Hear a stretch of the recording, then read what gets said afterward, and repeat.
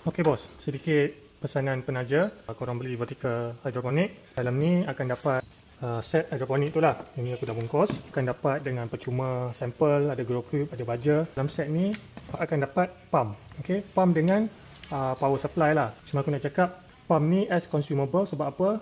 Sebab untuk sistem ni korang mungkin nak guna untuk non-stop running, dry reservoir, tangki tu kosong, ataupun korang yang guna solar mungkin akan berlaku overvolt. So pump ni senang rosak lah. Pump air ni, air masuk kat sini, air dia keluar kat sini. So nanti korang cucuk tube dekat sini lah. Bila korang beli, mula-mula korang kena test pump ni hidup ke tak.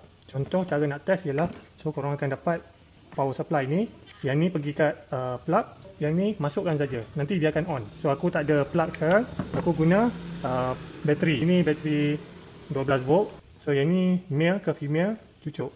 So nampak tu, pump tu tak on lah. So pump ni ada problem. So aku kena ketuk sikit.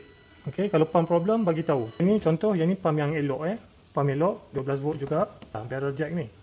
Okay, masuk kan. So dia akan on. Okay, dengar. So pump ni elok. Awal-awal korang dapat, korang buka, korang check dulu. Pump ni function ke tak. Kalau tak function, aku boleh ganti lah. Tapi kalau dah guna, memang pump tu consider consumable lah sebab isu-isu ini. Okay, itu saja.